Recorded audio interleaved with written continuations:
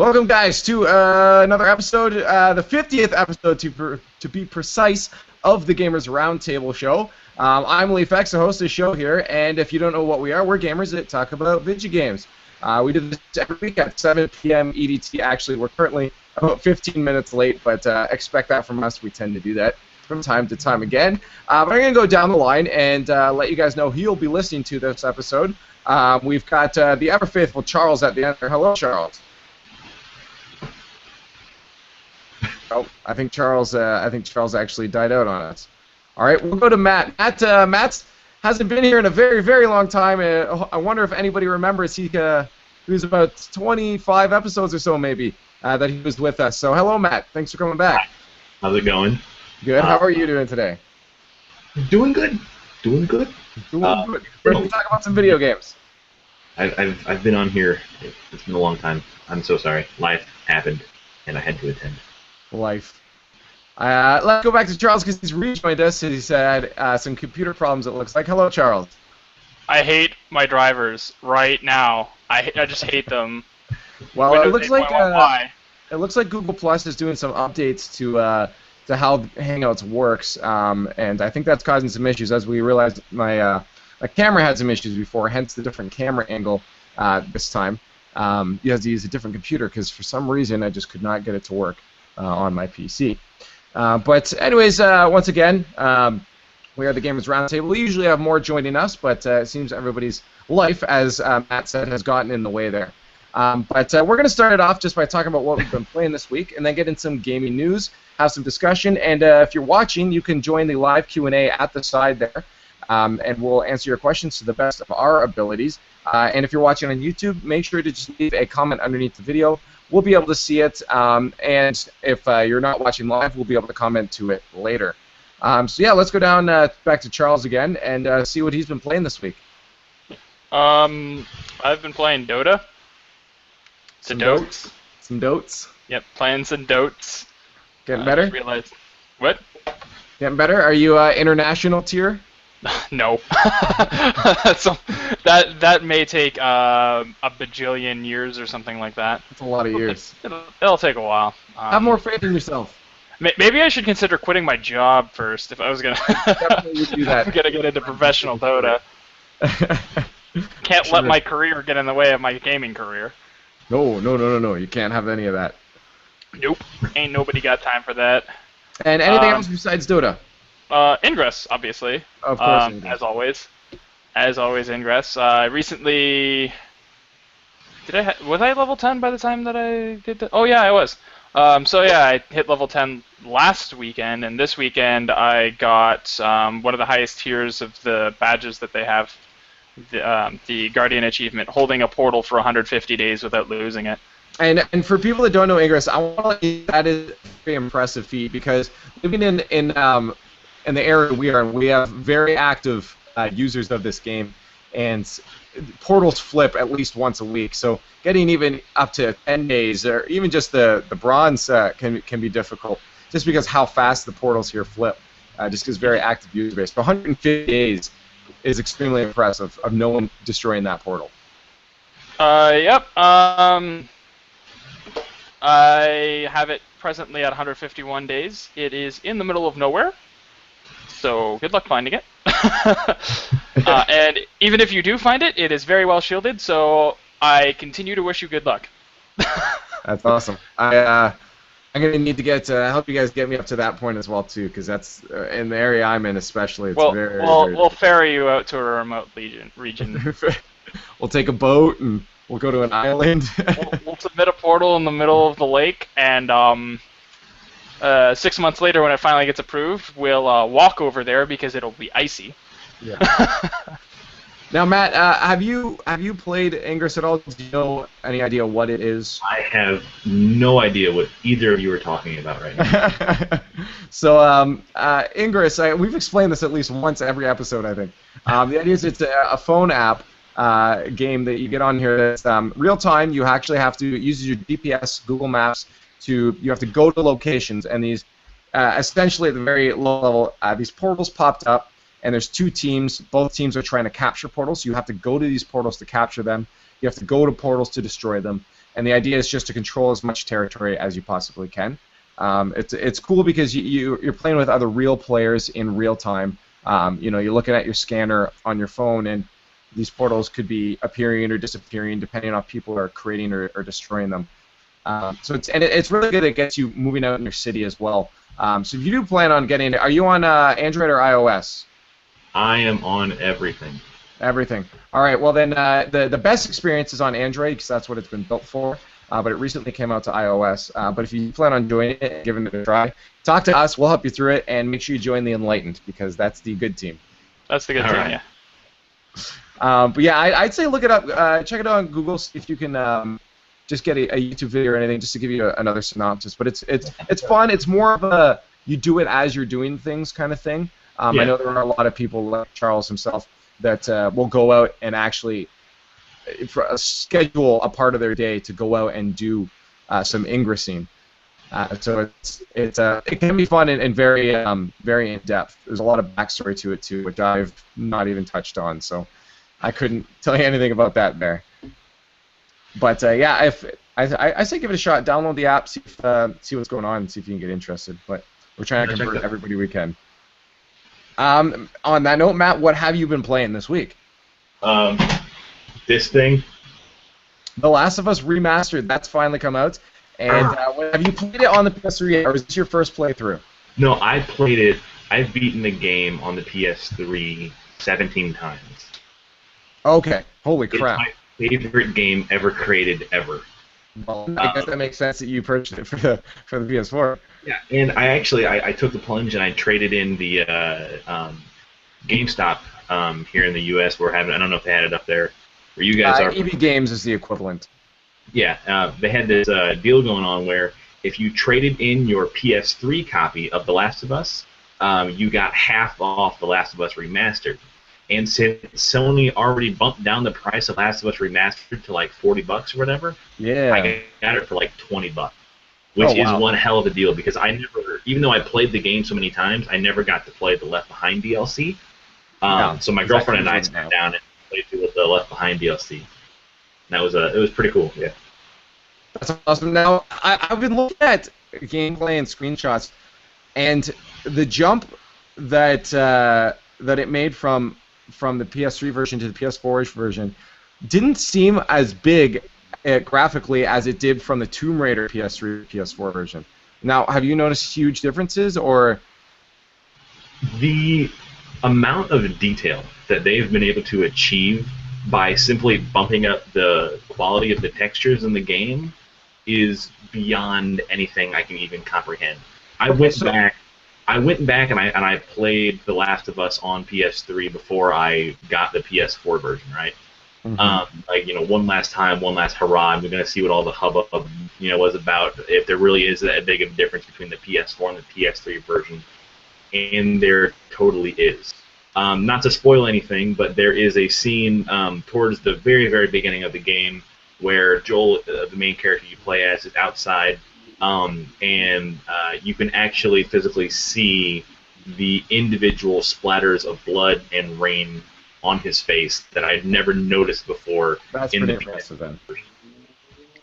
Yeah, maybe it was just the screenshots that I had seen, and then maybe seeing it in motion and in action is a difference for it, because it paints the bigger picture at that point, right? Yeah, and don't get me wrong, I love every video game the same. But playing it at 60 frames over 30 frames a second is mine. I don't understand how I survived at 30 frames on the PS3 for so long. 60 frames. Yeah. It's where it's at. It's stratospheres beyond what the PS3 was capable of, and it is definitely. If you don't already have a PS4, get a PS4 just to play The Last of Us Remastered. So it's the same story that if you didn't have a PS3, get the PS3 to play Last of Us. Same thing. Now, if you don't have a PS4, get The Last of Us Remastered. Yeah. Yeah, it's that makes sense. And at 60 frames, though, do you notice it drop at all? Do you see any kind of frame rate drops at all, or is it pretty consistent? No. People that are super duper hardcore, PC gamers that really notice that kind of thing, you're going to notice every now and then in a scene that's got a lot of stuff going on, you're fighting 10 different, infected, and you're trying to do everything at once, you're going to notice it maybe drop to like 57 frames per second. It stays at a really solid, with that solid 60. It's definitely something to behold. It's incredible, really. That's awesome. That's good to hear. I was thinking of picking it up just because it's got the DLC in it, but I was just wondering because I already have it on the PS3. If I should just pick the DLC up there, right? Or if I should, trade it in and get remastered. But now that you've said, it is. It definitely in motion does look a lot better, and playing in 60 frames per second. It kind of convinced me a bit more to do it. It was just from those screenshots I wasn't too. Don't let screenshots fool you, all right? Because they cannot do justice what actually seeing it in person on a nice big HD TV can do. Because it's nowhere near what it looks like online. True. It's world beyond that. It's ridiculous. All right, you may have convinced me to get it then. I may have to. It's gonna be tough though. I've already spent a ton of money. I just dropped a lot more money on a white PS4. I already have a PS4. I'm getting the Destiny bundle, and I also dropped a lot of money. Paid off. I bought of course, the super best edition of the next Call of Duty. I had to. So I'm gonna have body armor, I guess, is what it is. So that's gonna be a little ridiculous on one of the episodes for sure.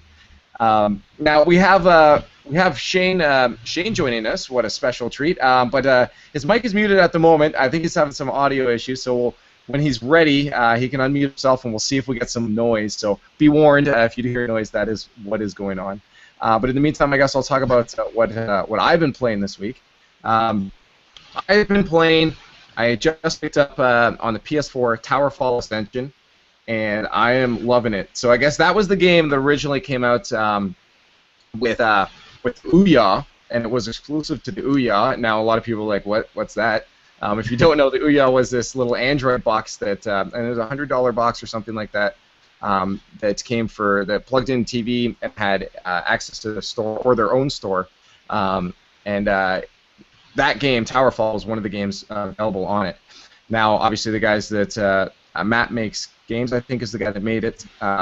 He decided that it would have success on other systems and has now released it to other systems. Playing it on the PS4, honestly, you need to get it. I was hearing a lot about it. I'm like, oh, it can't be that impressive. But I'm playing it. It's fun. Like the controls are very fluid. You play as archers that shoot off. Nope, that mic is definitely still going cray-cray.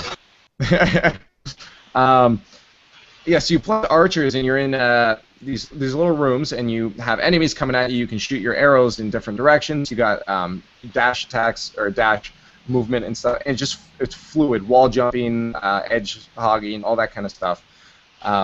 Super fun, and I think it's free on the PlayStation 4 at this moment. I'm pretty sure that's how I got it. So Matt, so with a PS4, you should pick it up and play it. It's honestly a good, fun experience. It's 8-bit styled art, and the music is awesome. And it looks like we got some good audio now from Shane. So we're gonna say hello to Shane. Hello, Shane. Hello, Shane. Wow, I can't hear myself. That's weird. Yeah, cool. You lost your monitors, but at least we can hear you, and that's all that matters. Is we get to experience your wonderful voice. How are you doing, Shane? And what's going on? I'm doing pretty good. I had some spare time, so I thought I'd stop by. Jump in for our 50th episode. It's pretty awesome. Good landmark right there. Landmark that's what they call it. Milestone. That's what I'm looking for. A good milestone for us. We're at the 50th mark and still going. So thanks for joining us. And what have you been playing this week? Anything cool and awesome you found? Let me think. What have I been playing? CDI. I've been playing CDI. CDI? I've got a Sesame Street game that's kind of terrible, and I also have Lemmings and another game which I haven't tried yet. But 3 games on the CDI. The Sesame Street, is that like just a learning game? Yeah, that's what it is. It's it's literally you click on things and that's all. Now, are Kind you of just boring. doing this for the hell of it, or are you doing it for anything project in particular? Or? Well, I came back from a convention, I picked it up, and I actually got the whole system and everything. So I've been just trying it out, trying to see what it's like, and what the purpose of it is. And it's neat. There's some cool games on there that exist. That exist. I mean, basically, what I want to do is I want to find the good qualities of the Nintendo games that were released on it. So that's going to be an uphill battle, but that's what I'm doing right now. So I've got everything planned and stuff. So yeah. Now, how many games of note then were released by Nintendo for the CDI? Hotel Mario and 3 Zelda games, I think. Do you know which ones those were? I don't know much about Zelda, so I'm trying to think. I think it was Wand of Gamelon, uh, Link something or other. Hold on. CDI. Charles is our local Zelda expert. Do you know? Nope. I don't even know what a CDI is. All right. To the Link, Google. Faces of Evil, Zelda, The Wand of Gamelon, and then Zelda's Adventure. And Zelda's Adventure is notable in it being the only Zelda game ever produced where you're actually playing as Zelda. Oh wow. Yeah. You haven't done that in the series since then. No, they haven't. That doesn't mean the games are good, because they're not. They're very, very, very bad games, fantastically bad games. In fact, I don't think anyone is really, can understand just how bad they really are. But yeah, not the worst game I've these games and stuff that I've been playing on the CDI. Not the worst stuff I've played in the past month, but really up there. Yeah, I have a CDI actually waiting for me over at the Games Exchange there, so I'll hopefully be picking that up soon. Oh, that's what it was is. The Gold Edition or whatever, something like that. So I got that. And what convention did you go to that you said that you picked this up at?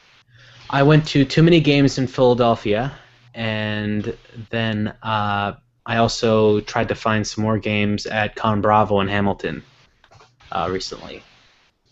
Nice. So I was at both of those conventions. Was that this weekend for Con Bravo, or was that? Con Bravo was a couple weekends ago. Okay. I forget exactly how many it was, but yeah, it was a little bit a while ago.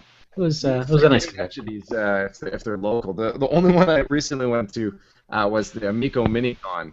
Which, down here. yeah, I completely missed. I had every intention of going, but this past weekend I was out of the city, so I wasn't able to go. But yeah, I've been going to a lot of conventions recently just because of the show and getting to meet people and stuff like that. So it's been pretty cool. That's awesome. Hey, that's good. Keep them busy and keep moving around, so that's good. Now that we've figured out what we've been playing this week, I'm going to get on to a couple bits and pieces of news so we can have some discussion around that. And I know I think Charles has some down there as well. So, and if you guys have any, we'll throw it on to you once I get mine out of the way here. So the first one I want to mention, which actually I wanted to mention because Eric has been super excited for this game, but he's not here today joining us. But Evolve, this wonderful game that I think a lot of us are excited for, now been delayed, as has every other game in the world, to 2015. I was gonna guess 2015. I should have given you the chance. It's every game in the world has been delayed to 2015. Including Evolve. Quote here, as stated on the Take-Two Interactive earnings call, 2K and Turtle Rock Studios are extending the development of Evolve by a few months to allow enough time to fully realize the vision for Evolve and meet our collective standards of creative excellence. So we'll be launching February 10th, 2015. So it's not too far into the next year, but 2015 nonetheless. Okay, so Destiny getting delayed to 2015? Is that going to happen too? That's inevitable. Brody's going to be so disappointed. I will be fairly upset. If anybody here hasn't realized, if they haven't seen the last few episodes, I'm extremely stoked for Destiny. I was one of the skeptical ones actually at the beginning when they first showed it, and playing that beta has completely changed my mind entirely from what I initially saw. So I'm super stoked for that. Is there anybody else besides me that plans on picking up Destiny at any point to play it? Yeah.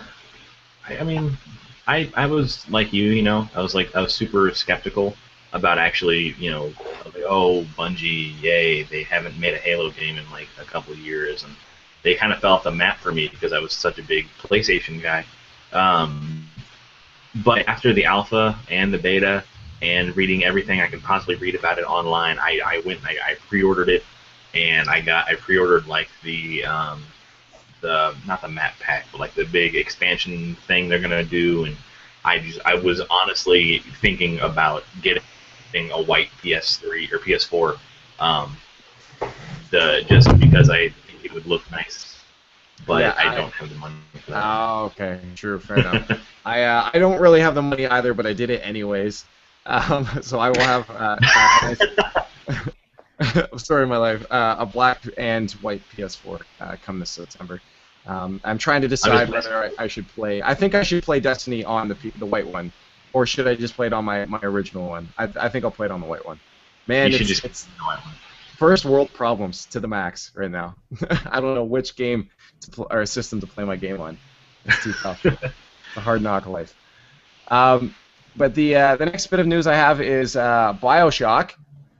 Looks like it's going to be coming to the iPad and the iPhone.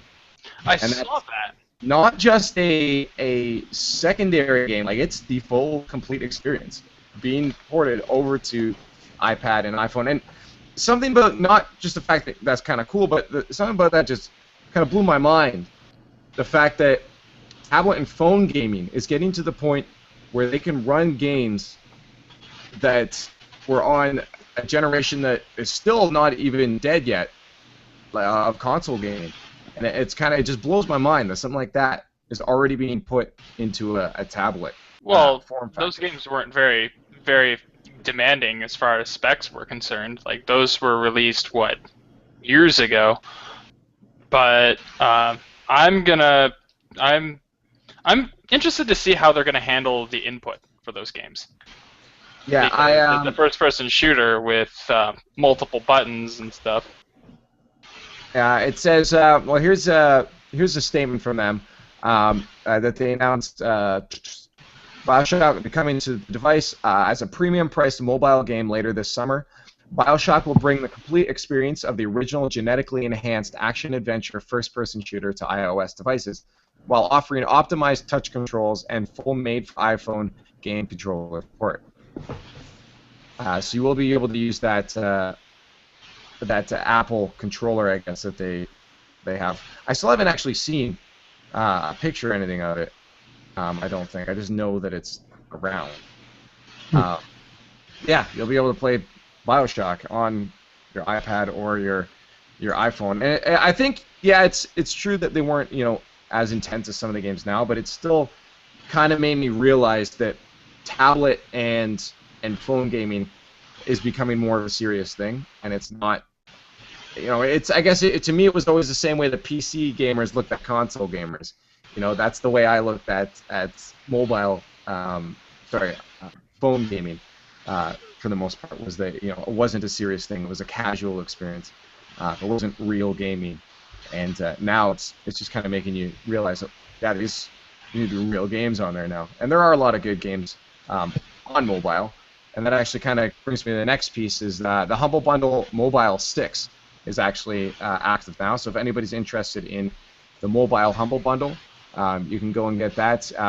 One of the notable games in there for me was, I already own it, but Threes is in there, and the whole pack pretty much costs the price of Threes, so there's no point in not getting it. You get a bunch of games. I think there's like 6 games right now more to be announced for the mobile devices. For I think the base price is you can pay whatever you want, but the average is $4.44, which is nothing. So, if anybody's interested in that, there's that.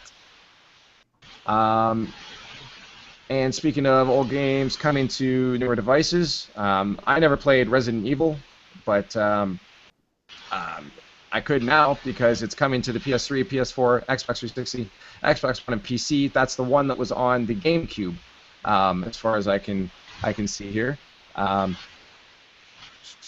Yeah, so the GameCube Resident Evil, if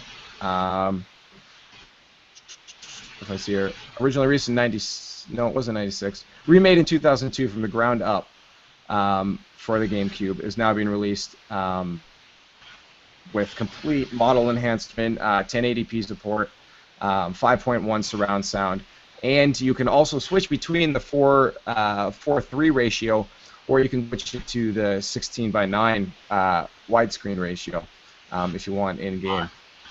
Hey, Yeah, so, did you say that it was released in 2015 too? no, I didn't. This. Sorry, I completely didn't understand the date you just said. Yeah, is it actually being released in 2015? I'm pretty sure I looked at that link earlier today, and yeah, Resident Evil to be released in 2015. It doesn't surprise me at this point, to be Just honest. like every other. I honestly can't even count how many games on my hand now that have been delayed to 2015. It's absolutely ridiculous. Everything. I mean, it's all right. Every game's 2015 is just going to be amazing, but save up now because your wallet is not going to be happy with you. Yeah, it says Resident Evil will be available to purchase digitally across North America and Europe in early 2015. No Man's Sky. I'm super freaking excited for this. I don't know if anybody else is. Yeah? I want it. I want it. Well, it's now coming to PC. PS4 will get it exclusively for a little bit. It will be it's a timed release, or a time exclusive release. So the PS4 will get it for a bit before PC will. But it's funny, just Sean Murray, the managing director, said, I actually got in a bit of trouble for saying that we wanted the game to feel really console-y initially. We've always had PC in mind, but in my head, console-y means solid frame rate and immediate controls. I think a PC game can be console-y, and it's intended as a compliment, but I got in trouble for saying that. Yeah, so it will be coming. Will be coming out for PC. Now I'm gonna pick it up on console on the PS4. I'm assuming Matt, you'll be doing the same there. Oh yeah. And Shane, just a question: have you made the jump into the next generation yet? Unless you consider the Wii U the next generation. No, I want to. You know, I've part of my job is playing these consoles and playing these games, and I seriously just haven't had. I want to say the money. That's okay to say, right? Yeah, I just haven't had a lot of money to do it. Yeah, the funds. Essentially, like, I got a Wii U, and if you were to ask me, like, honestly, I still think the Wii U has the best games out right now. I think it still does, but the console just isn't that great, and Nintendo doesn't know how to market it for shit, so it's like, it's still not perfect for them, but it still is, like, I think the best system out there with the best games. When you say the best games, do you mean exclusives, or do you just mean games in general? I am literally just talking about kind of a mix between between both of them. It's like, so the new Mario World game, Super Mario 3D World? 3D World, yeah. It's not actually a 3D game, but, you know, whatever the hell they want to call it.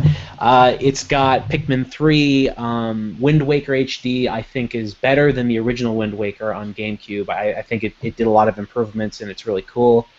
There's the new Super Smash Brothers games that are coming out. I mean, it's got a lot of stuff going for it, but it's just not...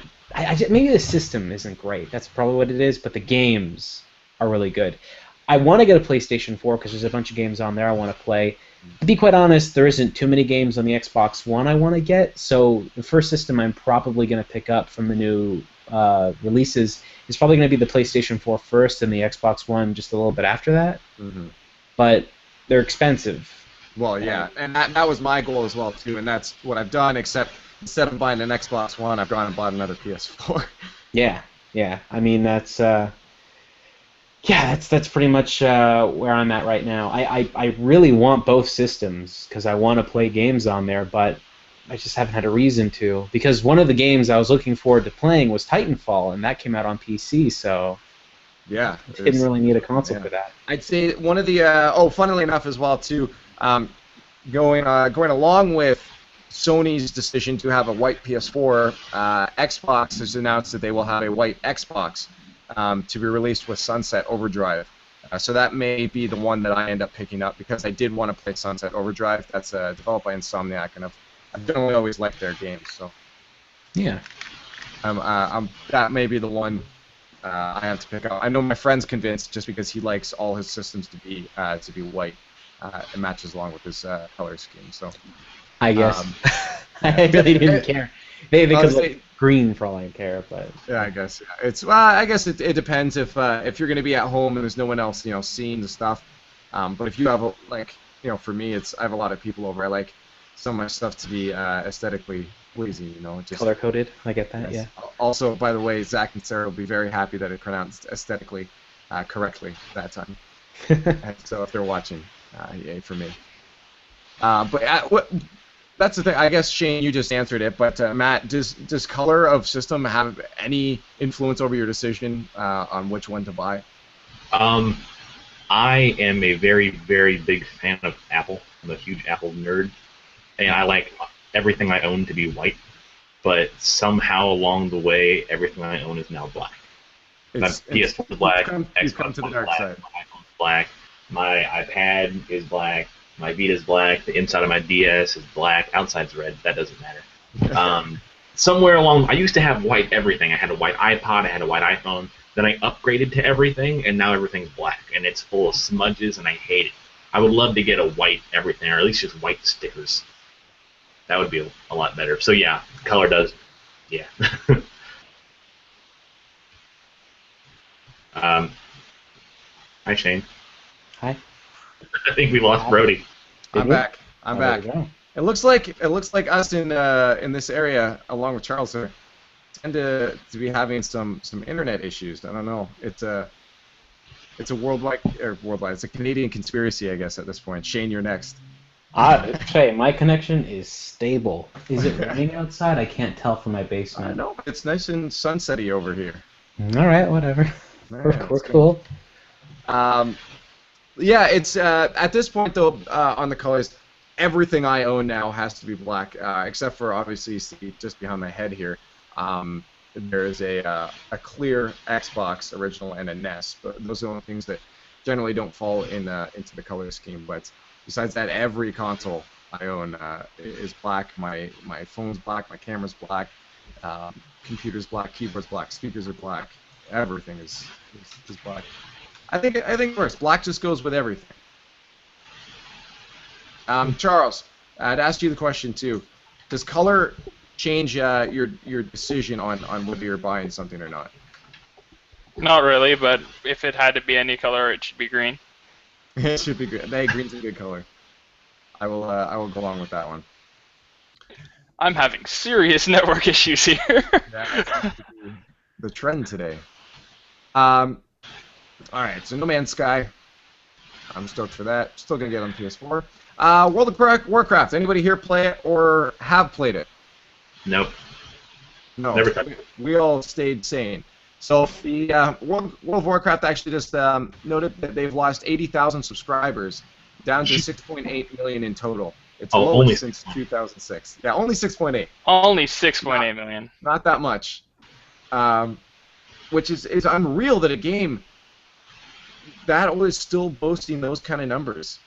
Like you think about it, those were like some games don't even hit that many sales, and these guys still have that many active users, on the servers. So I think it's pretty impressive to say the least. But I guess last year it was at about 7.6 million in the last quarter.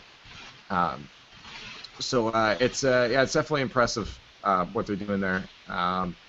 Definitely pulling in a crap ton of money from that. So next up, as we all know, I like Smash Brothers. Who doesn't like Smash Brothers? But I like it a lot.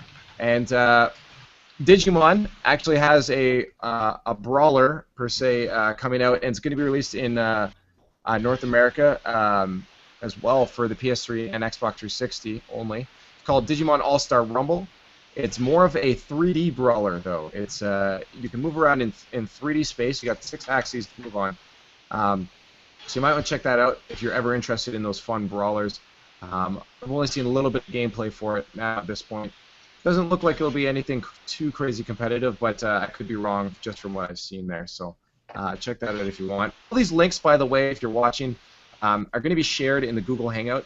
We have this little showcase app that we can put at the side here. So all these links will be shared at the side. So if you're watching afterwards, make sure you watch on the Google Plus Hangout so you can see all the links and click them so you can enjoy the things that we're enjoying. Who here thinks there's too many Assassin's Creed games? Right here. Yeah, it's gotten to a point where it's just a little bit too extreme now. I mean, they've gotten, I don't know how many Assassin's Creed games have come out in the past, like 3 years. We've got original Assassin's Creed, and then we've got Assassin's Creed 2, and then we had Revelations and Brotherhood, and then we had Liberation, which was the mobile, and then I think we have another mobile one coming out as well, if I'm not mistaken. Then we had Assassin's Creed 3, we have Assassin's Creed 4, we have Assassin's Creed Unity coming out, and now we also have Assassin's Creed Rogue coming out, which is going to be a last-gen game only available on the Xbox 360 and the PlayStation 3. It's called Rogue, and I guess it's finishing off Edward Kenway, which is from Assassin's Creed 4. It's finishing off his story, so it will be only on the last gen. I guess it features Kenway, who's now gone rogue, and he's going to be killing other assassins. And I guess that's the whole summary or synopsis of the game at this point. So it's too much for me. I bought 3, didn't finish it. 4 came out. I'm like, this is too much, and now they got 2 coming out this year. It's like they're taking the Call of Duty route, but they're like stepping it up even more. You see, there's always the complaints about Call of Duty because it's a game that it's like a sports franchise. It's a sports game, right? Like that's what Call of Duty is. They change up a couple things and add new levels. Precisely that. Just add a letter. It's an esports franchise. That is exactly what it is. And I mean, it's a lot of people like to complain about it, but it is a well-designed game. They do a good job every year replicating some of the things, and the fans are always going to complain about tiny things that are being changed here and there, but they do change enough of it to warrant a sequel. I don't care about the stories in the Call of Duty games anymore. I actually have no interest in what any of the stories are. They can throw as many Kevin Spaceys as they want in the next game. I don't care. I'm not going to play the story. If I do get it, it's just going to be for multiplayer. That's about it. That being said, Assassin's Creed, totally the opposite way. I don't care about multiplayer at all. I only care about the single player. Yeah, and so it's tough, like putting that, being able to put out quality stories every year. I mean, like, it's good, but it's almost too much. You know, I don't mind if, as Matt has shown us, he's played Last of Us 17 times. Like, it's that one game has lasted him. When did the game come out? Over a year ago, right? It came out like almost exactly a year ago. Yeah. So that game's lasted him a year. We don't need 2 of those stories again. You know, it's this year, right? So it's that's the thing that upsets me the most by what they made an announcement for. They're great. I know that Ubisoft's a big company and they can probably do it, but you know what? I don't have the time to play that many different games, and to sit down and play 2 completely different Assassin's Creed games coming out at around the same time on 2 completely different systems, it's too much. Like I don't. Everyone was telling me the game that they released on the PSP Vita was the PlayStation Vita was a really good Assassin's Creed game. Mm-hmm. I haven't played it. I haven't played the new Assassin's Creed game. I haven't played whatever expansions they've released for it. Like, it's seriously too much Assassin's Creed. And I don't really know where the story's gone, but like spoilers, whatever. The character I was most interested in seeing what was happening, I imagine is finished now in the series. So if that's what happened, I don't care anymore.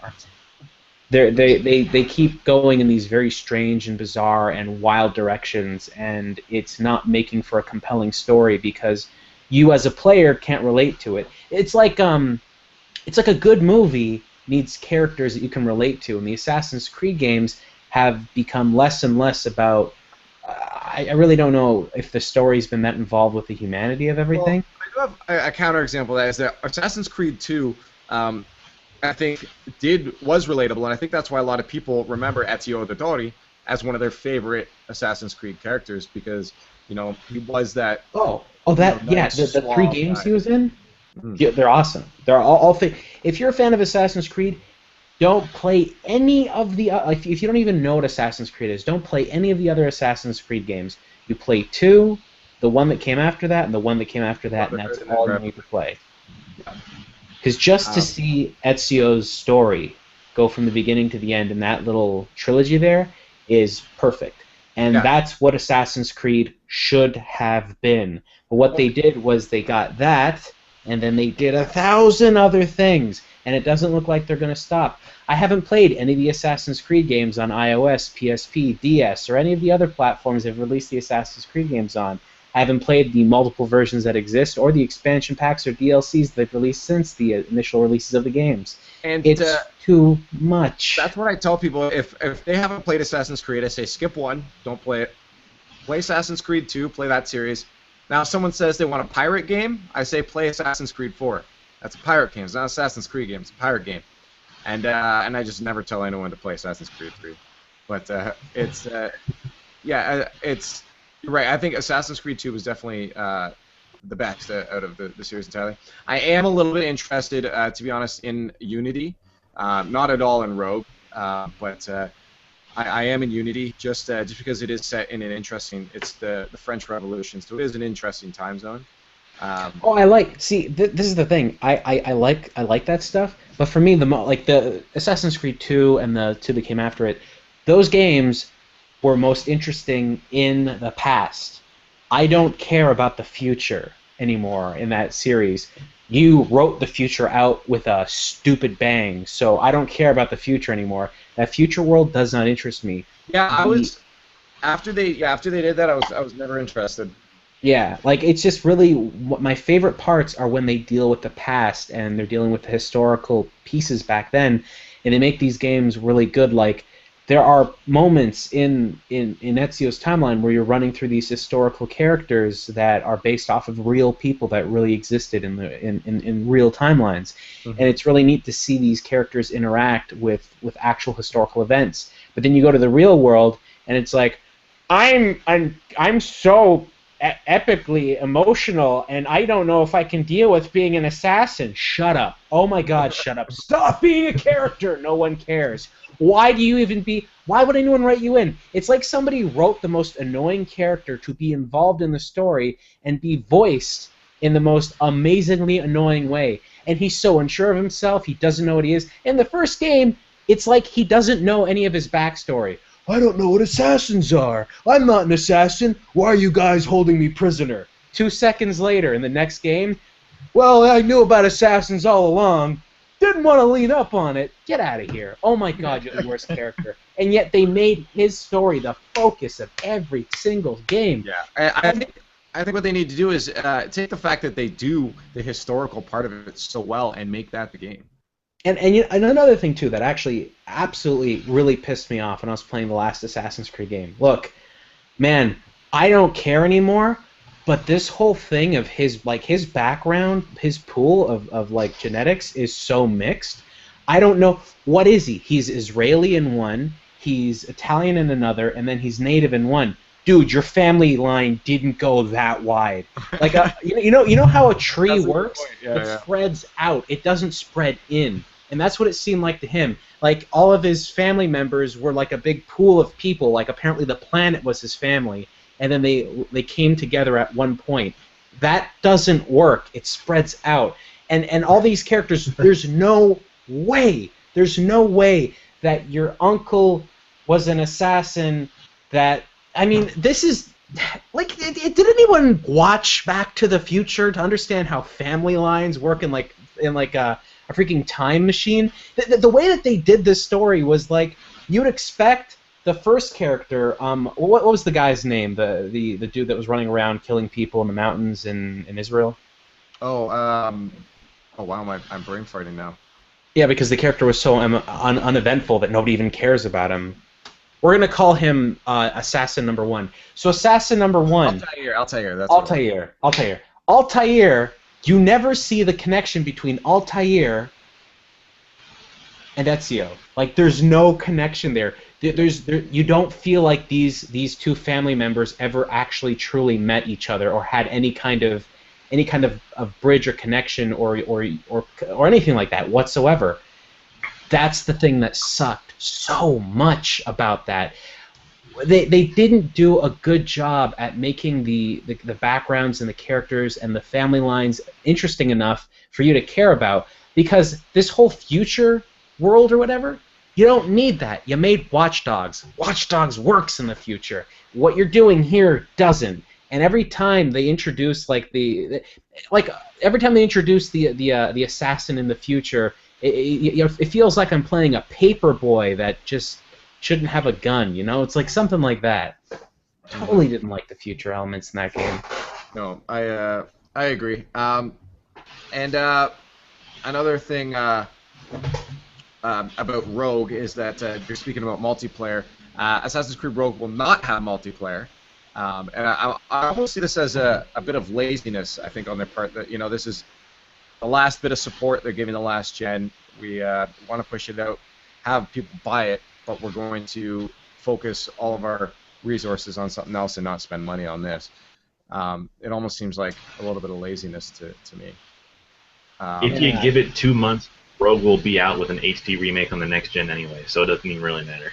Yeah, at this point, what they did look with, at how many games we've talked about that are going to have HD remakes, right?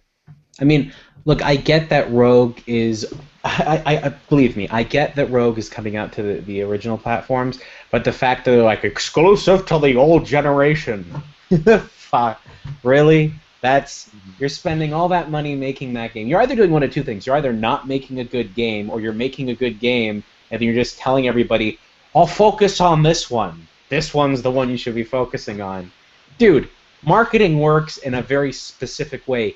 Just have your new game work on the old platform and shut up. Like, you're gonna split your market into two completely different groups of game players. They're gonna be talking about the story, not knowing which one is which, because customers are smart, but they're not that smart. And you're gonna could you imagine if Nintendo released I don't know, 3 Pokemon games at the same time, and each of these Pokemon games were actually completely different Pokemon games that had nothing to do with the other one. Like, they had a completely different story, completely different background, completely different characters, completely different cast of Pokemon. Everyone would be pissed. So what they're about to do is release 2 Assassin's Creed games with storylines, and I imagine production time put into them at the exact same time. That's a little stupid. I think it works for them. I guess they're going to make money, and that's all they care about, right? Really, in the end. But I agree. It's a little silly to do 2 at once.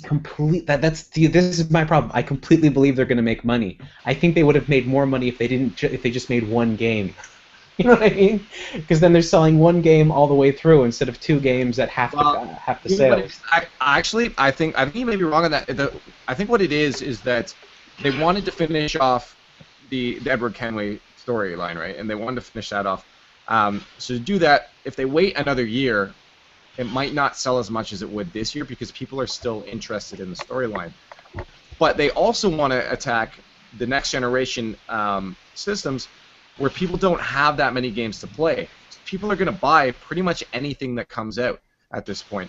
So what they're getting is people that are going to spend money. They're not going to be skeptical on it. They'll be like, I don't need it. I have enough games already. No, you don't. You're going to buy this. So I understand why, and I think, honestly, they're going to make a lot of money off this. I just hope it doesn't encourage them to do the same thing every year. Okay, well, how about this then? How about they release the Assassin's Creed Ezio Trilogy HD pack for PlayStation 4 instead of making a brand new game for the original 3 systems? Yes. Maybe? A guy in Canada in his basement figures that out, and the people over at Ubisoft can't? Grr. Seriously? That would have saved them a ton more money, and they could have put the production into the one system, I guess. Oh my god. Yeah, and then they could release the HD remake a year later, and everyone would buy that too. Yeah, right? Oh my god, just do that. Like Xbox One and the PlayStation 4 both use Blu-ray discs, which the original 360 didn't. So the capacity to have all the games on one disc works, Hmm. and it's a great idea. They should do it. And like we've all said here, Assassin's Creed 2, the Ezio stories are probably the best thing of the Assassin's Creed games. Hmm. You know, I kind of feel sad that they I don't think they gave Ezio enough justice, because you know what would be great if they just made the Assassin's Creed games without the future storyline and it's just all about Ezio. That would be like the best game in the world. This epic long experience following this one guy's life. Oh man, that's the game they should have made, Just because keep they tried to going do that with 3. Yeah. Because with 3, you're what's that guy's name? Ezio? No, Oh, not 3. Oh, Ezio. 3. No, I honestly don't even remember. Yeah, well, you follow him through his whole life, but it's a lot less interesting. Yeah, well, that's Like why I said I don't even remember his name. it's kind of like you got this complex, really interesting character in Ezio, and then the guy from 3 is like, Connor. I'm angry. It's like, okay, good. Yeah. There's a story. Character Connor, development. Connor, I think it was, right? Script writing. Oh man, I don't know. I so have hopes for Assassin's Creed to get into that ballpark again. So I hope it works. I hope they do something different.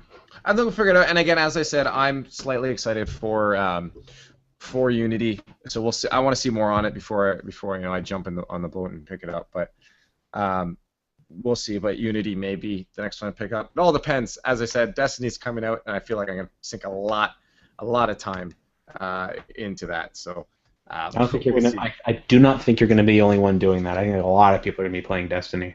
Yeah, it's gonna be finally it's a real MMO for people that play first-person shooters, and that's what I do, right? So I think it'll be definitely more time into that. And I got Call of Duty, which always ends up taking over any other games I get anyway. So it's gonna be a tough fight for Assassin's Creed, for me at least. Next piece I have here. PlayStation Now is actually open beta for everybody now. So if you got it, Matt, once you get your mic figured out there, I don't know if you plan on giving it a shot, but a lot of complaints so far have been about the prices, just how it's a little too expensive. Sony's already said that the prices are in flux and that a subscription model is in the works. And remember, this is a beta, so it's not a final product. But if you guys want to check it out, you guys can go and give that a shot on your PlayStation 4 right now. Which the only other person that has it is Matt. So if you want to go try it, I actually did try it the other day. First night it went live, I rented. That's a weird thing to say. I rented Twisted Metal, the PS3 Twisted Metal, on my PS4, and it obviously, yes, the prices are horrendous. They're like $3 for 4 hours of gameplay. And that's 4 hours of gameplay from when you press go to start the game. So go eat dinner. You better eat fast because you're taking away your money at that point. so even if I close the game, does the timer still run? Yeah, it's $4 or it's 4 hours from the time you purchase the game. You then have 4 hours to play as much as possible. I'm not doing that. No, it's horrendous. It's so bad. But the actual streaming itself was pretty spot on. My PS4 is in a terrible spot in my house for Wi-Fi, so like where it sits, I usually get about 12 to 15 down. Where if I'm plugged directly into my router, I get about 80 to, or not 80. Good lord, I get about 28 to 30. The streaming itself was pretty flawless. The quality was toned down a lot, so it was a lot like watching a Netflix movie in standard definition. But it played well, which was what I was really worried about, was latency between pressing a button and something happening, which in Twisted Metal for the PS3 was really, really kind of the very Twitch kind of gameplay, and it worked well. I did in the matches that I did play, I kicked a whole lot of Twisted Metal ass. And it was fun. It was fun to be able to play that PS3 game either again or for the first time if I hadn't in the past. Mhm. I definitely think there's a lot of room for improvement. I think a subscription model would be phenomenal. Having a Netflix of old PlayStation games would be awesome, and that would propel Sony to the stratosphere, and they would totally kick Xbox's ass if they can get this up and working like they want it to. But from what little I experienced, it worked well, and it was fun. Yeah, I even got a trophy that shows up on my trophy list now that I actually achieved it as if I did just rent the game. That's awesome. Yeah, see, and I think it's key and vital that they do subscription service, because if they don't, Oh yeah, they're not going to get the kind of users base today. They're going to get people doing it because I really want to play this game and I can't get it, right? But No, it's gonna fail, dude. There's no way. Netflix has set a precedent for what we should be doing with this stuff already. No, Anyone that doesn't follow that model, they're done. Yeah. no, when I said that you'll get some people playing, I meant like 5, but yeah, it'll definitely fail. Like 5. Like 5 people. Hey, does anyone remember renting video games, like going to a movie rental or game rental store and Yeah, renting Blockbuster. video games? Like you could rent a video game for $4 and have it for like 3 days. Yeah. You could hold it longer if you wanted. Yeah. Yeah. I remember Blockbuster got rid of their late fees for up to 30 30 days. days or something. Yeah. There's still places around here where you can rent video games from the store, and honestly, I would rather do that than spend $4. Look, Twisted Metal on the PlayStation 3. I'm gonna roll the dice. I'm pretty sure I can get that for about $5 at the local store because nobody cared about that game when it came out. I like that. So That was pretty- for 4, sorry, how many hours was it that you got to play? $3 for 4 hours, right? $3 for 4 hours. They can was go like- jump off a bridge. $3 for 4 Yeah, hours. but My here's the thing, God. though. It was $2.99 for 4 hours, right? But it wouldn't let me. I don't know if it's something with the store or something like how I got my credit card set up on there. But it wouldn't let me just pay $2.99, right? It made me put $5 into my account. So Well, that that's in the game. Oh, so So- that business model where you have imaginary funds that you use Yeah. to to propel and fuel I felt- the I stupid felt like I machines. was using Microsoft points again, and then I had to go take a cold shower to feel like I was a person because I just felt like a little bit violated. My Wii U is looking so good right now, and I'm like, I mean, it's insane. You know what? I think I bought a game. Oh, I think I got Zelda Wind Waker for free. There's like a whole bunch of free games you got recently. I think I won the game from somebody. But yeah, seriously. I mean, come on, man. Like, the whole subscription model, and it's not like I haven't played streamed games before, because I think Games Live did it. On live. On live. On Live, thank you. I did On Live, and On Live was neat, it worked, but I refused to pay for any one game on a service that I didn't think would be there the next day. And that scared me. So, I mean... And it wasn't. Yeah, right, it didn't last forever. Well, to be quite honest, the amount of time and effort it takes to stream these games, the amount of energy and processing they have to do from the server side to actually get the games to stream to us is not the same as streaming a movie, because a movie is a predetermined video file that has a set size. But a video game can stream for you for hours and hours and hours, amplifying the cost of that kind of service. And if everybody was just playing one game, it would take a lot for the system to run. So I think, I'm probably wrong, but I think it might be cheaper just to have people download the damn games and play them from their systems, kind of like what they've been doing with the PlayStation Plus service, which was already fine and was so good that Microsoft started to copy it, PS Plus is amazing, and if they can work in maybe the subscription model into it, I'd be super happy with that, like for PS Now. But yeah, you may be right on the fact that well, they can't be doing it. If it costs more, there's no way they're going to try to make it a business model, right? Well, look how much it costs him to play 3 hours. That tells me that it's so expensive to get this thing to run. Also, by the way, changes from game to game. So the original pricing for most games is 3 for 4 hours, 6 for 7 days, 8 for 30 days, and 15 for 90 days. Now for I think it was Final Fantasy,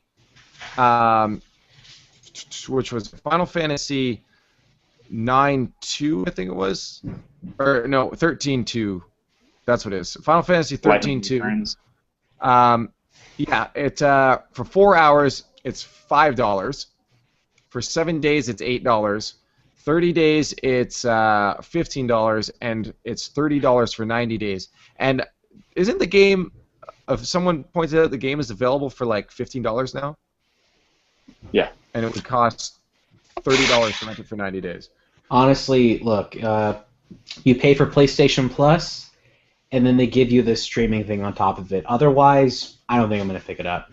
Even if they're doing a monthly thing where it's $8 a month and you're getting to stream all these games, I have so many doubts that they can get the rights to all the games to be streamed on their platform just because of just the nature of the beast. So, really, if right now on the service I could stream any PlayStation 1 game or any PlayStation 2 game or any PlayStation 3 game, and it comes to me at like just incredibly fast, that's great for me because I can do reviews with that stuff. That's perfect. But at the same time, if I'm doing a review and I'm recording stuff, I don't want the streamed quality coming in because the streamed quality is not going to be as good as just playing the system, playing the game from my system. True. Oh, well, until the day that we start being able to stream 4K. Yeah, right. That's going to be a beautiful day. We can't even do 1080p properly in some instances. We're just jumping over there. It'll happen one day in the future. The future is coming. Yes. But yeah, it's weird because Sony has said that they want PlayStation Now to be essentially the future of PlayStation. So it means they want this to work. So they're definitely obviously going to have to change their model if they want this to work. But we'll see what interesting stuff. As we said, it's just a beta at this point, right? So. And I think one of the big problems though that these companies are having is that all of these companies saw Netflix and went, "We can do that," and it's true. You can do exactly that. Only they make movies stream, not games. So they copied exactly what Netflix was doing instead of doing what I think would have been the more logical thing to do, which was stream the game data to the customer so that the program would be uploaded and run through the actual console, therefore not having the stream of the data, of the visual data being sent to the consumer instead. Therefore, the system on that end is taxed more than the system on their end, making their PlayStation 4, which is one of the systems. How many devices are running PlayStation Now right now, this live service? At this point, it's the PlayStation 4, and it will be available on the Vita, and also available on the PS3, and it will also be available on PlayStation, or sorry, any Sony TV manufactured from now on. Okay. Until the Sony TV thing happens, all the devices you just told me are capable of playing video games by their damn selves. The PlayStation, or like the TV, that's going to be a thing because the TV will, it's a TV. You don't actually have a console built into one of those things. But everything else, I don't want to maybe I'm wrong here. I don't want to buy a PlayStation 4 so that I can stream games to it. There's a video card in there, an expensive one. Right, yeah. You And know I think, what I mean? I think that's why they said they want it to be the future, is that in the future, you'll literally just need to get a box and a subscription, and hopefully, and there you go. There's your games. Or, again, hopefully, you buy a TV, and and a DualShock controller, and there's your video games. Well, see, what they could potentially do is they could have the box have limited storage, and then what you do is you sort of stream and install the engine for the game onto this box, and then all the textures and everything else will have to be streamed from online live.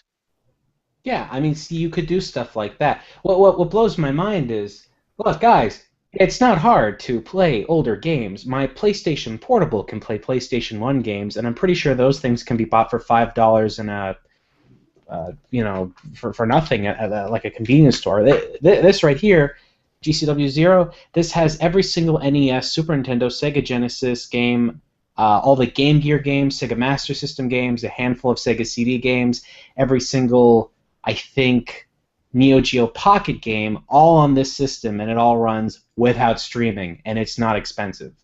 So you got to give me a really good reason to have streaming work when I can get devices for cheap that don't need streaming and don't require the monthly cost. Well, ideally, what they're planning everything on is South Korea's internet. Oh yes, That's yes, the thing. that makes sense. I watched a guy actually play Sniper 3, I think it was, on the streaming service, the PlayStation Now, and there was a little bit of latency when he played it. Now, Matt, you said it was all right with you. Maybe his internet just it was all right. I mean, there was a few times where it like buffered, I guess, and I lost control. My character just kind of like spun out in the middle of the racetrack or whatever.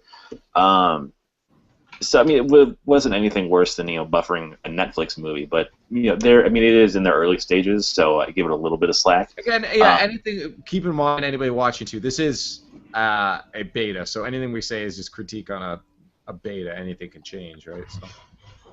Well, they can beta or not. Games are Games Live. On Live. I keep forgetting the name. On Live was perfect, and I'm not kidding. Like that service worked flawlessly. Yeah, I got it working on my iPad. I got it working on my computer, and I played a couple games on it. It worked well. I was very surprised by it. But to be quite honest, I just never wanted to play a game like that. I had the opportunity, just so I can make this understood. Deus Ex: Human Revolution, when that came out, I could have bought it for $70 Canadian. And I would have got I got a DVD for it, and I brought it home, installed it. I got that, but at the same time, I think I just downloaded it on Steam. Same price as buying it on OnLive. The only difference was OnLive was going to send me a streaming box and a controller at no cost just for buying that game on their service. Because the idea was you get the box, you're going to want to buy more games. Even when they were going to give me that stuff, which is a controller that was Bluetooth, you could use it on anything, I still didn't want to do it because I wanted to own the game. And that's I kind of side with you on that. Is that I'm a person that owns games. I buy games. I think the only games that I actually download instead of buy are the ones that I got free on PS Plus because it's like, well, I got them free anyways. Why would I go and buy it? But if I plan on purchasing a game, I will never buy the digital copy of it. I like to physically have it. Yeah, and in terms of Netflix, right? Because I think the idea a lot of people are having is, well, you don't buy things anymore. I buy lots of music on iTunes. When I watch something on Netflix, if I like it enough, I most likely will buy it on Blu-ray or DVD. The reason being is that I've watched a lot of stuff on Netflix, and suddenly it disappears because they lost the rights to it. Yeah. I've had that happen to me midway through watching a series before. No. Yeah, that sucks. I was watching a show. This blew my mind. There's a show on Netflix that was produced by BBC called Whites, which is this fantastically funny comedy series that nobody seems to care or know about. It was rather recent, and it's this really good show about these cooks working in this place out in the English countryside, and it's just a really funny show. Lots of good actors, amazing writing, possibly one of the funniest shows I've ever seen in my life. And I invited my friend over to watch it, and they pulled it the next day. I discovered it one day, and they pulled it the very next day. The worst part was, Whites isn't sold on DVD or Blu-ray over here, or on DVD or Blu-ray in the UK, because the show apparently just didn't do well at all. So the only way I could get it was to download it illegally. That sucks. There's nothing fun about that. And streaming was supposed to solve that, but it didn't solve that because licensing and rights and all these companies have their thumbs up their collective asses, and they don't know how to make this stuff work. Whites could have stayed on there, and it would have sold. People would have seen it, they would have been exposed to it, and they would have loved the show. But instead, the BBC and Netflix were just like, and shut it off. That's the stuff I hate. So honestly, if Sony thinks I'm going to be spending I don't know how much money to have a streaming game on their platform, it is not happening. Not from me, and not from anybody that has a brain. I mean, at least in the first place, at least you got to experience Whites. I mean, that could be a plus for it, right? It was a plus, yes. It totally was. But I do agree that if what happens if I buy a game digitally, and then my system gets destroyed, so I don't have the download, and that service no longer exists, or the game gets pulled. I don't have that game anymore, even though I paid full price for it. Well, look. right now, look at your Xbox 360 and memorize that system because there are DLC pieces on there that are not going to exist once the system goes down. When I was at Con Bravo, I was talking on a panel about DLC in the future, and there's a game I have called. Give me a second, I'm just looking for it. The Saboteur. Saboteur came out on the Xbox 360 and the PlayStation 3, I believe, and there's a DLC code when you buy it brand new, which I got it brand new because the game didn't do well and it went straight to the bargain bin.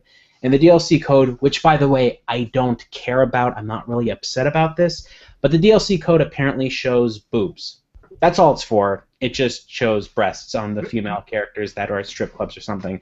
Doesn't interest me whatsoever, not that much of a loss. But the idea that that DLC doesn't work anymore and you can't download it anymore means that if there was ever a game that was having like additional content like levels or something, or DLC that added on storyline stuff, it would be completely gone, never to return.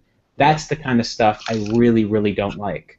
Because it tells me, like, right now I've got The Simpsons Arcade on the Xbox 360, and it's a new version of the original game with basically with a couple of additional features just to make it work better on modern systems.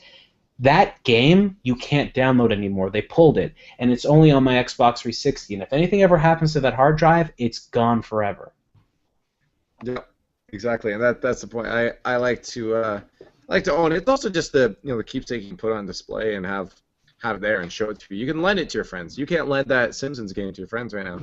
No, I can't. And even and this is another thing that really actually got me thinking about this a lot more. I had an original iPad 1, and when they when they gave you the ability to download software on there, one of the things I was looking forward to so much was being able to download stuff and playing it on the screen portably. Eventually, I got rid of that iPad, but I had all this stuff that I had downloaded and stuff I had purchased. So then I got a new iPad, and when I got the new iPad, they had done like several revisions of the OS, but the software was too old. So when I downloaded it, basically iOS will keep those files in the cloud for a really long time, and they don't get rid of them. I can download the very first program I downloaded on iOS on my iPad right now. The problem is the OS went too advanced, and now the old software doesn't work anymore. Yeah. And when stuff like that happens, it makes it worse. And I actually, believe it or not, we think, well, this can't happen with consoles. I have a game on the Xbox 360 that doesn't work because the updates on the system have since surpassed the game. That sucks. Yeah. Only ever happened on the 360. Never happened with any other console I've ever owned in my life. Yeah. But that happened. I kind of like the idea, if it's done right, the amiibos that Nintendo is doing. That's DLC that even if the service goes down, you still own. Yes. That's DLC done incredibly well, and I love that idea. Now, it's a smart way to go about it. Only done right, though, if the files are stored on that physical thing. And hopefully they're not one use. Yeah, that too, because the thing is, like, first off, yeah, you use it now there's no point. It's it. If you lose the files, you're done. And the other thing is that if it's not, and it's just a code that activates the download, what if that service is gone? No, you don't. So if they do it right, and that's what I'm saying, if they do it right, Amiibos is a brilliant way to go. It's having a physical DLC, I guess you'd say, having a physical add-on that you can put into a digital game is the smartest way, I think, to go about DLC, because then you own it. You have it. Or they could write it in that Go ahead.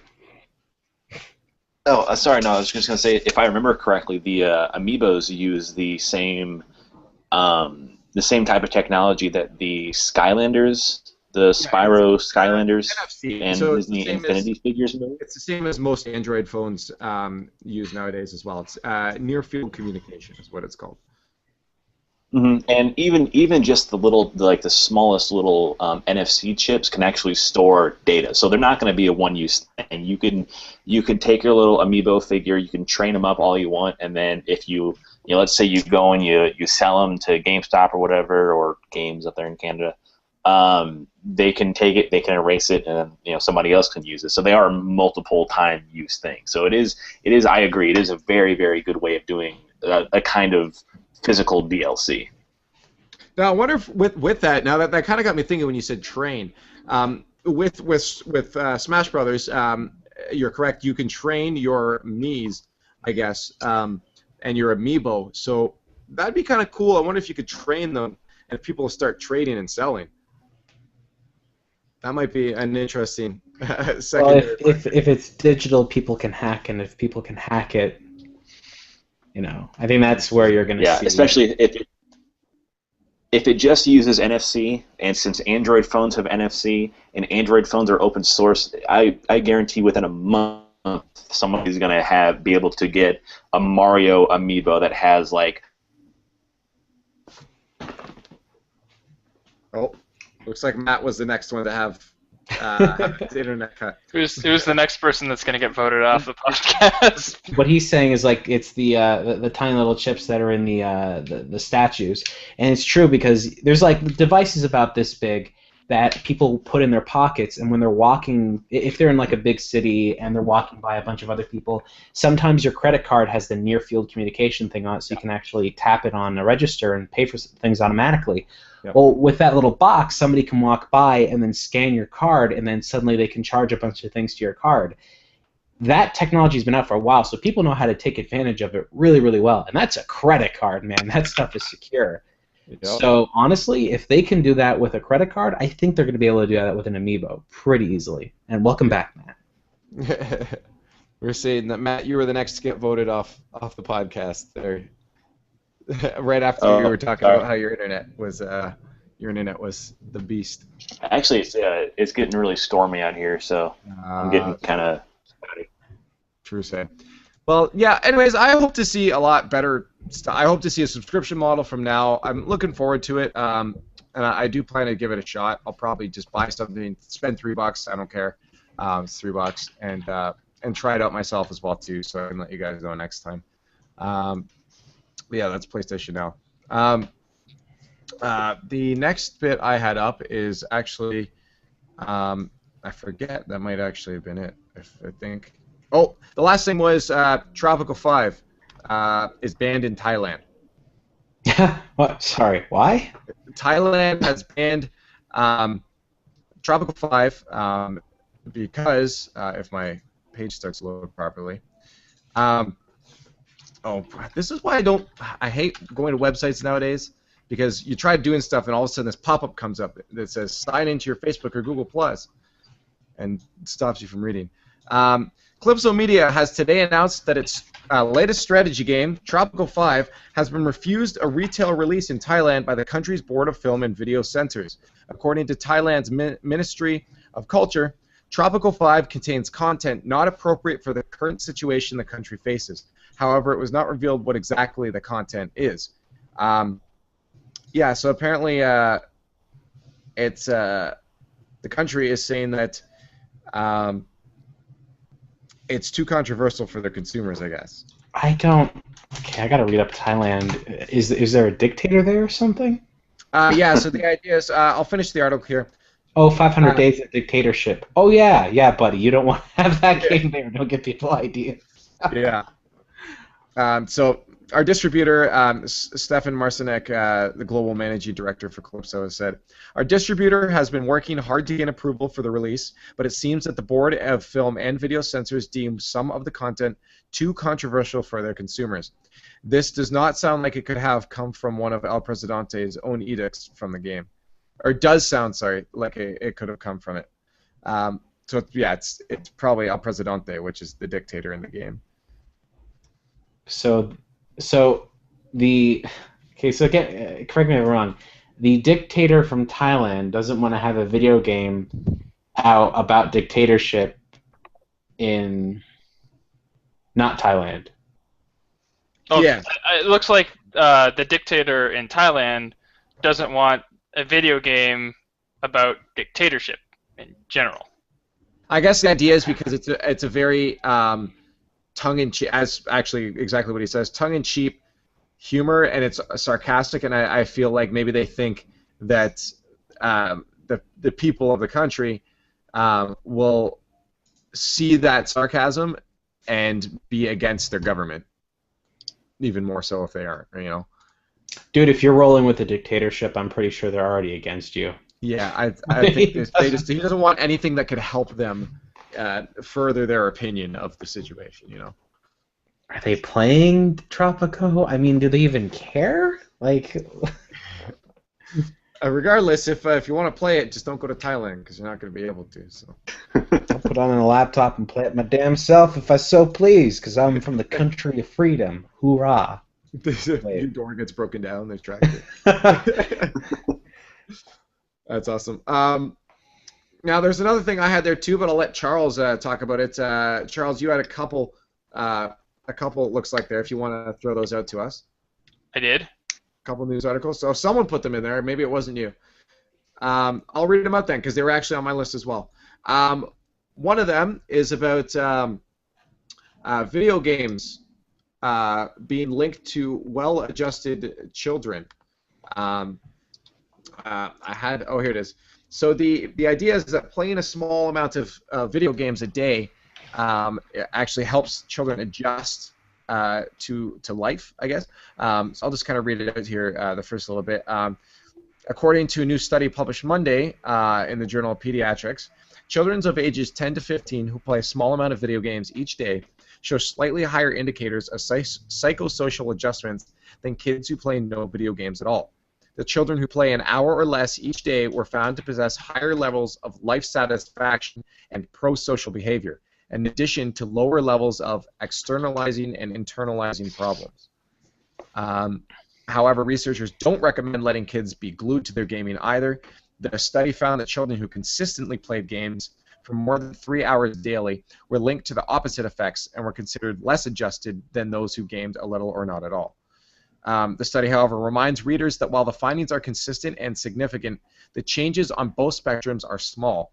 The broad fears and hopes about gaming may be exaggerated, the researchers write, though they hope this study will provide a new standpoint for parents and policymakers to understand electronic play. So this comes back to how video games are actually employed in the household or the upbringing of a child or the socialization or whatever. It depends on which games, depends on how you train your child to understand how games work. Like if a person is going to play a game that they're told is designed to train them for life, and the game is Grand Theft Auto, you brought it upon yourself. But if you tell children, like consistently remind children that these games are games, they're not real. I don't think it's coming down to the fact that what the content's about. It's coming down to the fact that these mediums are helping children understand just new ways of maybe process, maybe thinking, and are allowing these kids to bring that back to their life and be able to use that to improve their life. This reminds me of a course that is offered at University of Florida. It's a business course, and the learning software that they use is StarCraft 2. I'm not kidding. They have the students analyze games and sort of bring upon like quick decisions such as economy or defense, strategy, stuff like that, and how that could apply to a business world. Yeah, that makes sense. I can see that. But yeah, this study is strictly for people between the age 10 and 15. So I think it has more to do with a brain development standpoint than it does the actual lessons that the game socialization. Yeah. So it's just, as they said, the changes are very small on either side, but it is cool, as they said, it could give game developers even a new way to understand. There's a lot of games out there, as Shane knows from the Sesame Street game he's playing, that are designed for kids to learn. Now, if these developers can implement this knowledge into maybe having it so that it's only an hour, like these lessons only last an hour, and the kids won't play more than that, and that's the length of it. That could help them learn things and also improve, these other things that the study has found. So I think it's a neat study that it doesn't, show. It's a very middle ground study, I'd say. It shows that there are both adverse and good effects to playing video games for small amounts, or just for any amount, right? Well, if you take anything and you abuse it, it's going to be bad. I think there are benefits to watching film. I think there are benefits to listening to music. But if music, I don't care how much you listen to, that never has a negative. But if it's like a video game, eventually you're going to want to seek social interactions outside of the house. And I remember when I was at one point in high school, I was playing Counter-Strike Source, and the Half-Life community of mods, oh man, there was a point when everything I did was just Half-Life games online, and that was it. I was playing MMOs online, or like they're MMOs, they're like private servers that you could play role-playing games on there, very loosely stretched. But you could do all these things with all these different games, and you could just spend so much time online doing that. But eventually you had to leave the house and take a look and remember what color the sky was. So I think people just have to find the benefits and then leave and do something else. Mm-hmm. Yeah, it's I don't know. I think it's good. I think it's a good study. I'm glad that it was done. Show people. Hopefully, again, as I said, it'll change the stance on a lot of parents saying that all video games are bad. Don't play video games. It's not a good thing. Honestly, I think you're right. Look at all of us. We all play video games, and none of us have killed anybody since last week. I mean, couple. Shane, you had something to say? Is that why you've been missing so many podcasts?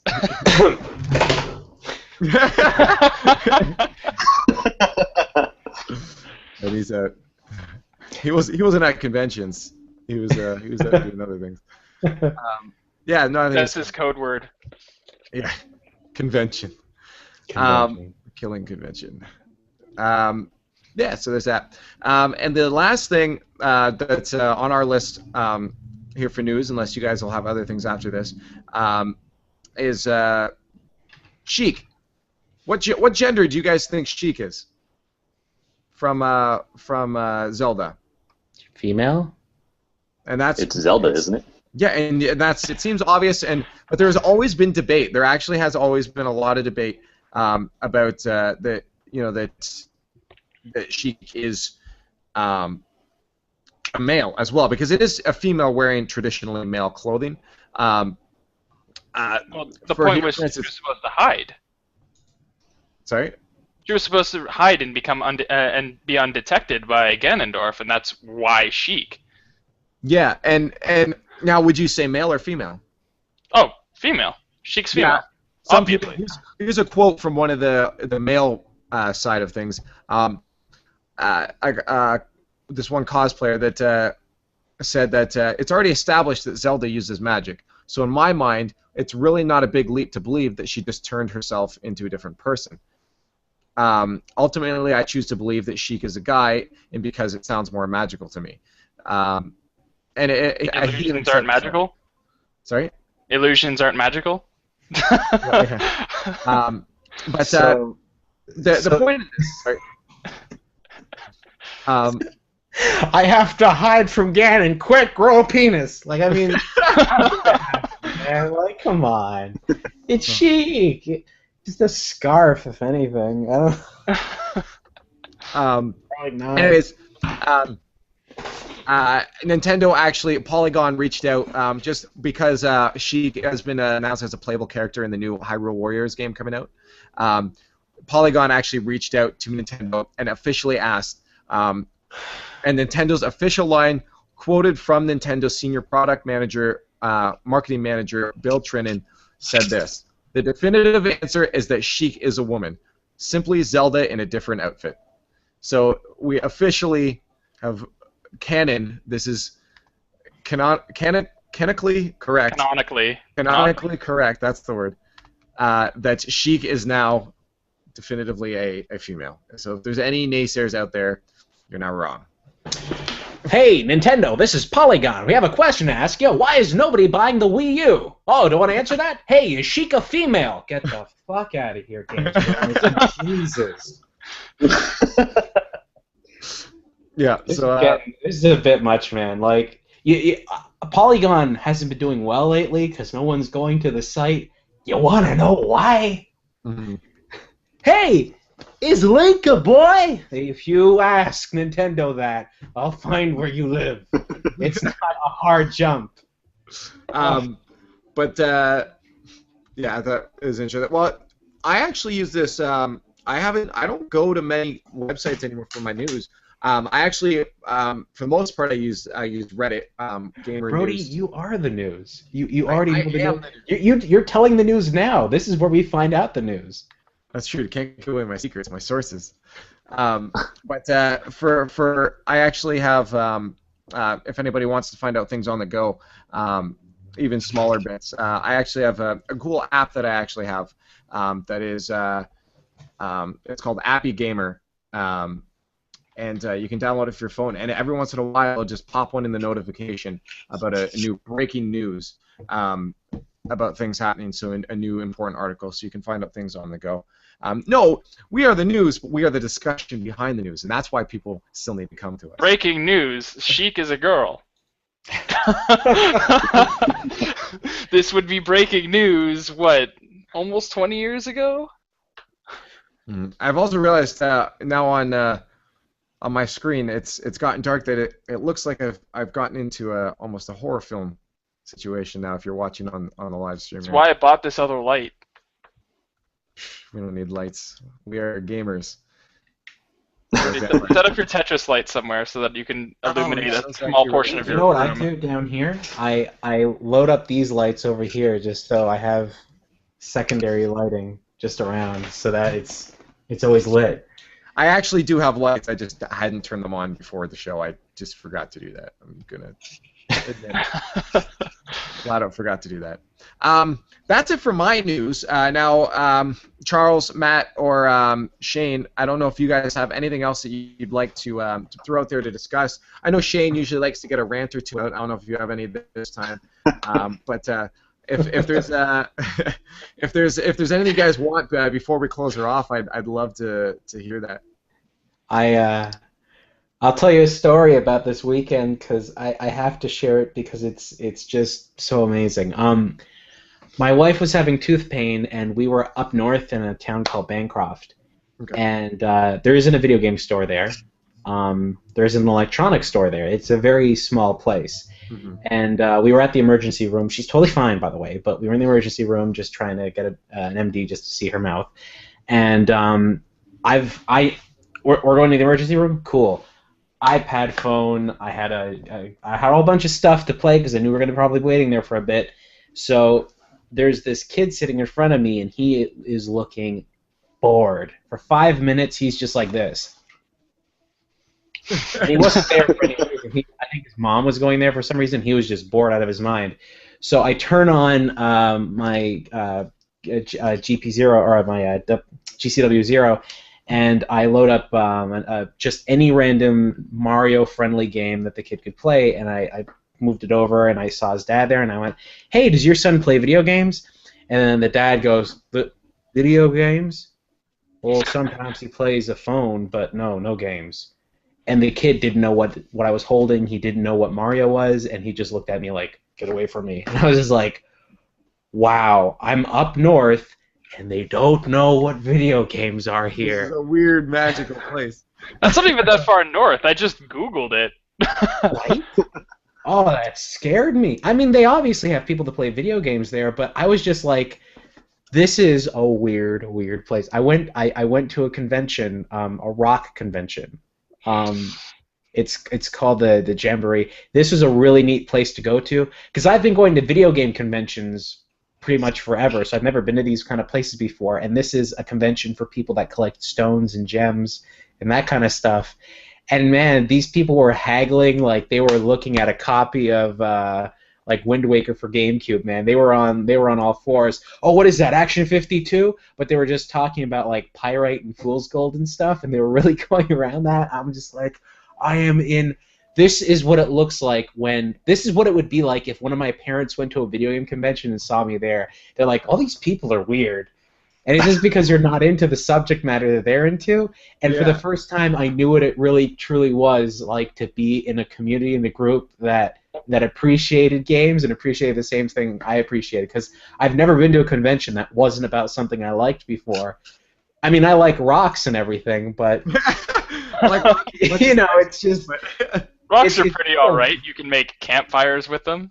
Like, well, dude, it's like I kind of didn't know what to say because. This is no offense to anyone that collects gems or stones or rocks. On the way in, I was walking on a lot of rocks, and I thought, if I scoop these up and put them in a box, and I sold them for $10, which people were selling boxes of rocks for $10 at this place, could I actually get away with it, or would they know if it was a traveling person? Would they know that it wasn't like real or something? Like I was completely pulled out of my element, and it was really interesting and fun to see all this stuff. But I was just like, this is exactly what it's like for someone who doesn't like video games to show up to a place like this. There's a movie recently not recently, but there was a movie I watched where this guy coming into the city, he sold rocks. Oh, it was Pokemon. It was the original Pokemon. It was Brock, or his dad, Brock's dad. Just sold rocks it was just literally just rocks. I don't know why this reminded me of it. Just literally rocks that he would pick up off the side of the road and label them. And that's what you could have probably done there. Oh man, as I was leaving this one venue, because this was a 2-venue place, by the way. They had 2 buildings, and they had like a transport to take you between 2 buildings if you wanted to go. I walked because I needed the exercise, but as I was leaving, I had my Zelda shirt on with the Triforce, and I'm seeing this one guy that looks super bored sitting up in like this little quiet area. He was looking bored as hell, and he had a Triforce shirt on, and like, you know, I got it, buddy. I know, and he's on his phone, and he's definitely playing something. Like, I know what you're doing up there. It's like it was hilarious, but it was a really neat place, and it was cool. It's cool to see somebody so passionate about something that you have nothing vested into, because you can clearly tell that there's something more there that you're not into. And if you just spent like a little bit of time and really got into it, you'd learn so much. Oh, and that's why I've always said that I don't care what your passion is. I mean, unless it's like killing people or something, then I might not back up. But unless you're if you have a convention for that, if you they probably do. If you have a passion for something, I'm gonna stand behind your passion. I'll listen, even though I have no fucking clue what you're talking about. I'll enjoy listening to you because I know you genuinely care about what you're talking about. Right? So I've always enjoyed listening to people talk about something I know that they're genuinely passionate about. Yeah. Yeah. That's interesting. That's interesting. As well as I've been to a car show. And my friend's really into it. I think the only reason I enjoyed it as much as I did was because he was really into it. I don't mind cars, but I'm not your typical dude that knows everything about car and how to fix an engine, you know. So. Oh yeah, like I can appreciate a car, but it's something different to appreciate a rock. I mean, it's something totally different. Like I can't stress this enough. I didn't know this kind of community existed. There was this guy that was selling boxes of graphite, which were just boxes of pencil, pretty much. They're just the center of a pencil, just in rock form, and you could draw with it. And I was like, that is crazy. I almost want to buy that. I didn't, but he almost got me. 2 minutes in, man, I almost bought it. I was really close. That's graphite awesome. Has so many uses, though. Oh yeah, totally. Like there's like 1,000 things you could do with graphite. There's a bunch of really cool things there. It's just like It wasn't your thing, right? When I was a kid, I used to be into rocks too, but I never pursued that hobby as well. These guys went for it for sure. Yeah, they never shook it. Games had a little more depth to me. You can't get much deeper than rocks. He's done, and that's it. That's Shane, ladies and gentlemen. That's awesome. And he's off. Yeah. So now this is before we head off. Then, unless you guys have anything else, we're just want to reminisce. This is our 50th episode, which is kind of awesome. Good milestone. We're just discussing before what topic we should talk about this time, and our news covered most of it. So I just wanted to kind of reminisce on some of the things we've done in the past. You know, we've had a lot of people come and go, and I just want to see Charles or anybody else what your favorite episode has been so far, the most entertaining or memorable moment you think from it. And I know mine. One of mine was definitely our first troll that we got on here. I don't remember which episode it was, but in the middle of the thing, I opened up the Hangout to everybody, and that's actually how I think Matt joined in as well through Reddit, and Shane I think joined in through Facebook because I opened it up to everybody, and it was I got this random guy that kept coming in, and it was just making loud noises, and I would boot him and I would ban him. There's an option here. I'm clicking here that says eject, and when I click eject, it says, "Do you want to also ban this person from the Hangout?" And somehow. You mean that we've had the eject button this whole time? Yes. I can eject anybody I wish at this point. And anyways, I was ejecting this guy, and he kept coming back. I don't know how he did it, or maybe Google Plus was just broken at that point, or Hangouts was broken. It wasn't way back. It was within like the first 10 episodes or so, and yeah, he kept joining in over and over again, and it got so annoying that I eventually just didn't boot him. I just kept muting him because it was way faster. So I let him stay in, but I kept muting him so you wouldn't be able to hear his audio. Yeah, that was. I'm trying to remember which episode that was. I think one of you guys were here for that. If I can remember that happening. Yeah, I think you were here for that. But unfortunately, that was the only troll we had ever gotten. And after that point, I realized, okay, we need a definitive cast at this point, and we can't just be opening it to everybody because we're going to get a lot of that if we do that. That was definitely one of the most favorites. I also liked the inebriated episode, which I think needs to happen again, as well as our trivia. I think that was super fun as well too.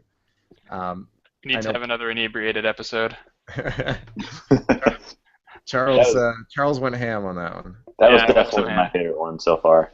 And Shane, you weren't here for the trivia, were you? Oh boy, I think I might have been, but I don't think. Were you? Were you on a team with Eric? Charles. It was Story and Eric and myself and Manny as teams. So Shane missed that episode. Yeah, no, we have that was good. Team Cool Beans. Yep, Team Cool Beans, which was originally Team Master Race because we were going to be the PC Gaming Master Race. But we realized that could have been interpreted differently.